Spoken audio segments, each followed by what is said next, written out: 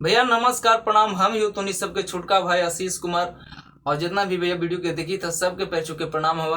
भैया तुहनी सबसे एगो हाथ जोड़ के निहोरा हवा, विनती हवा भैया कि वीडियो के तुहनी सब अपन भाई के आगे बढ़ावा। भैया वीडियो के एकदम शेयर कर दा हर जगह भैया, चैनल के एकदम सब्सक्राइब करा ताकि तुहनी सबके आगे आवे वाला वीडियो बढ़िया बढ़िया भैया मिलता हुआ।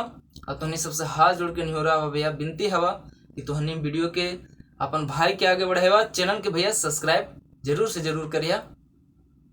और देखा एगो पति अपना पत्नी के का समझावित है, सुनो ये महंगाई के जमाना में। अरे घटल बा कमाई बढ़ल, घटल बा कमाई बढ़ल, जाता महंगाई हो कि लहे लहे खर्च करा। घटल बा कमाई बढ़ल, घटल बा कमाई बढ़ल, जाता महंगाई हो कि लहे लहे खर्च करा, हो कि लहे लहे खर्च करा। पपुआ के माई हो कि लाहे लाहे खर्च करा, कलुआ के माई हो कि लाहे लाहे खर्च करा। हर झुमका झुलनिया के गोरी ताहर रगड़ाबा, बलियो ठलिया के रोजे रोजे झगड़ाबा। और झुमका झुलनिया के गोरी ताहर रगड़ाबा, बलियो ठलिया के रोजे रोजे झगड़ाबा। अब नहीं ऑर्डर पाउडर, अब नहीं ऑर्डर पाउडर, टिकुली किनाई हो कि अब नहीं ऑर्डर पाउडर, टिकुली किनाई हो कि लाहे लाहे खर्च करा, हो कि लाहे लाहे खर्च करा। चिंटुआ के माई हो कि लाहे लाहे खर्च करा।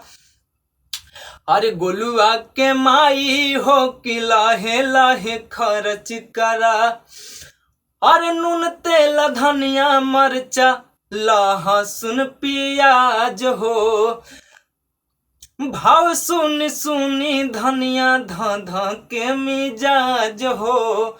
नून तेल धनिया मरचा लहसुन प्याज हो, भाव सुन सुनी हमर ध के मिजाज हो। कुछ दिन खातिर धानी, और कुछ दिन खातिर धानी, जी भला मनाई हो कि लाहे लाहे खर्च करा, हो कि लाहे लाहे खर्च करा। पपुआ के माई हो कि लाहे लाहे खर्च करा, कलुआ के माई हो कि लाहे लाहे खर्च करा। घटल बा कमाई बढ़ल, घटल बा कमाई बढ़ल, जाता महंगाई हो कि लाहे लाहे खर्च करा, हो कि लाहे लाहे खर्च करा। गोलुआ के माई हो कि लाहे लाहे खर्च करा, चिंटुआ के माई हो कि लाहे लाहे खर्च करा। पपुआ के माई हो कि लाहे लाहे खर्च करा। भैया वीडियो अच्छा लगल हो तो नहीं सबके, तो भैया भाई के आगे बढ़िया, हाथ जोड़ के विनती है तो नहीं सबसे। और वीडियो भैया शेयर कर दिया, चैनल के सब्सक्राइब जरूर से जरूर करिए। चलो भैया फिर मिली थे अगला वीडियो तो नहीं सबसे, तब तक के लिए